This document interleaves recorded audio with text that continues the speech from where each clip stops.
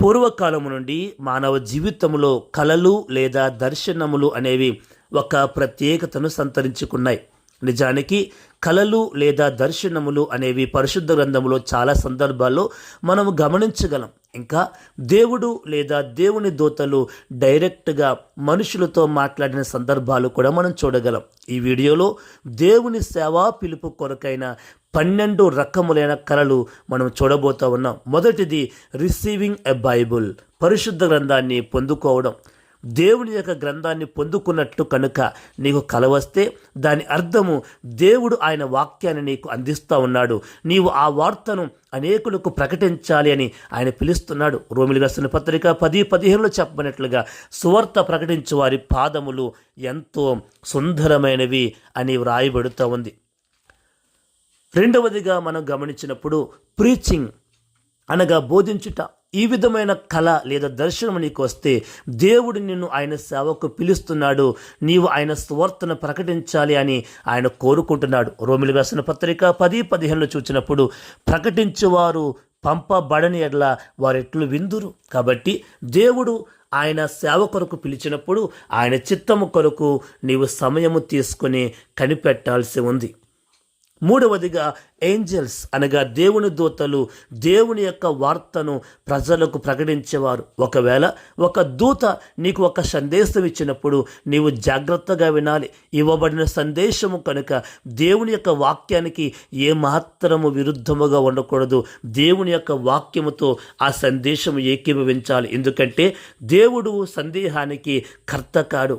ఎందుకంటే సాతాను కూడా వెలుగుదూత వేషము వేసుకుని ప్రజల్ని మోసము చేసే అవకాశం ఉంది. కాబట్టి ఇవ్వబడిన దర్శనములో చెప్పబడిన సందేశం అనేది నిజముగా దేవుని యొక్క వాక్యానికి అనుకూలముగా ఉన్నప్పుడు మాత్రమే ఆ దర్శనము దేవుని సంబంధమైనది అని గ్రహించాలి.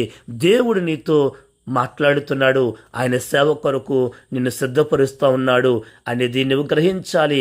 ప్రార్థనాపూర్వకముగా దేవుని యొక్క పిలుపును గ్రహించాలి. నాలుగవదిగా అనాయింటింగ్ ఆయిల్, నూనెతో అభిషేకించడం. ఏదైనా ఒక దైవజనుని చేత కనుక నీవు నూనెతో అభిషేకం పొందుతున్నట్టుగా కళ లేదా దర్శనం వస్తే ఆయన దేవుడు పరిచర్య కొరకు నిన్ను సిద్ధపరుస్తున్నాడు. కీర్తన 133:2 చెప్పినట్లుగా పోయబడినటువంటి అభిషేక తైలము. కాబట్టి అభిషేక తైలము అనేది ఒక ప్రత్యేకమైనటువంటి పని కొరకు దేవుడిని సిద్ధపరుస్తున్నాడు. కాబట్టి ప్రార్థనాపూర్వకముగా దేవుడిచ్చినటువంటి ఆ అభిషేకాన్ని గ్రహించి నీవు కనిపెట్టాలి. ఐదవదిగా ప్రీచర్ ఆర్ మెంటర్ అనగా బోధించేవాడు.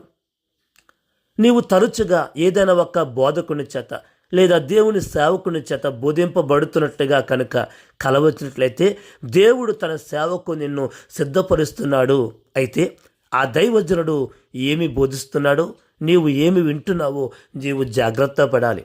ఉదాహరణకు ఒక హీలింగ్ మినిస్ట్రీ చేసే దైవ సేవకుడు కనుక నీకు తరచుగా బోధిస్తున్నట్టయితే నీవు గ్రహించాలి, దేవుడు నిన్ను హీలింగ్ మినిస్ట్రీ అనగా స్వస్థపరచు సేవ కొరకు దేవుడు నిన్ను సిద్ధపరుస్తున్నాడు అని నీవు గ్రహించాల్సి ఉంది.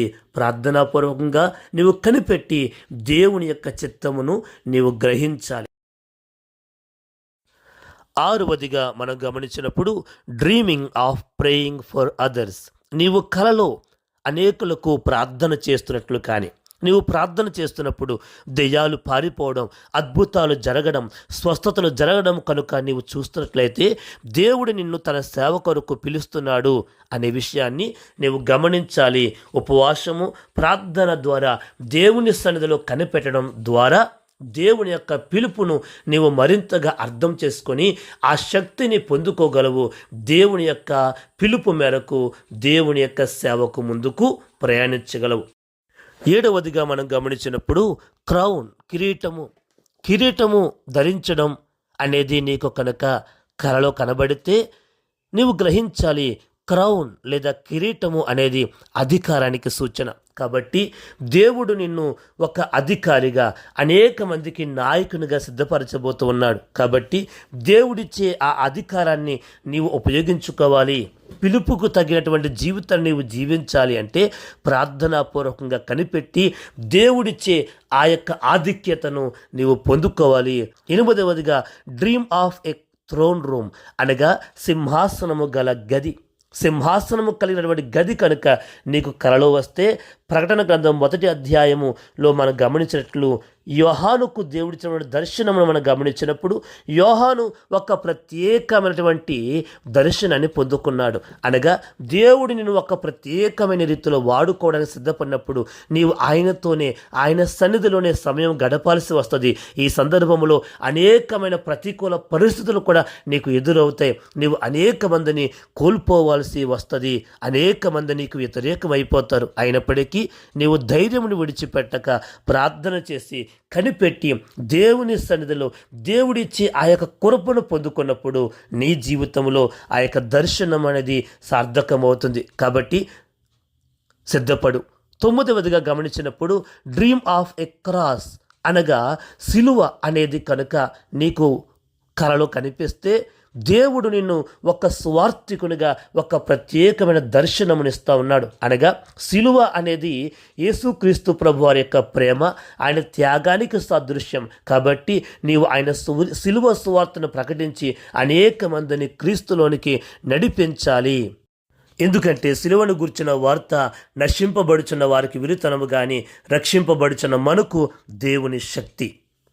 అలాగే 10వదిగా మనం గమనించినప్పుడు డ్రీమ్ ఆఫ్ ఎ వాయిస్ అనగా కలలో కనుక ఒక స్వరము నీకు వినబడితే ఆ వినబడిన స్వరము అనేది దేవుని స్వరమా అనేది నువ్వు గ్రహించగలగాలి. అనగా ఈ యొక్క వినబడిన స్వరము అనేది దేవుని యొక్క వాక్యానికి ఏమాత్రము కూడా వ్యతిరేకించకూడదు. దేవుని యొక్క వాక్యముతో సరిపోయే విధముగా నీకు కల వస్తే దేవుడే నీతో మాట్లాడుతూ ఆయన పరిచర్య కొరకు నిన్ను సిద్ధపరుస్తున్నాడు అనే విషయాన్ని నీవు గ్రహించగలగాలి. కాబట్టి ప్రార్థన చేసి కనిపెట్టి ఆ స్వరమును నీవు తప్పకుండా నీ జీవితంలో అనుభవించినట్లయితే దేవుని యొక్క సేవకు నీవు సిద్ధపడగలుగుతావు. అదేవిధముగా 11వది ల్యాడర్, నిచ్చెన. నీకు కనుక కలలో ఒక నిచ్చెన కనుక కల్లోనికి వచ్చినట్లయితే దేవుడు ఒక ఉన్నతమైనటువంటి ఆత్మీయ స్థాయికి నిన్ను తీసుకుని వెళుతున్నాడు. కాబట్టి ప్రార్థన మరియు ఉపవాసము ద్వారా నీవు దేవుని సన్నిధిలో కనిపెట్టినప్పుడు ఒక ఉన్నతమైన స్థానానికి నీవు కూడా వెళ్ళగలవు. కాబట్టి నిచ్చెన అనేది ఒక ఆత్మీయ స్థితిలో ఉన్నతమైన స్థానానికి చేరుకోవడం. కాబట్టి నిచ్చెన కనుక కలలోనికి వస్తే దేవుడు నిన్ను ఆయన ఉన్నతమైన పరిచర్యకు పిలుస్తున్నాడు. 12వదిగా డ్రీమ్ ఆఫ్ క్యాచింగ్ ఫిష్.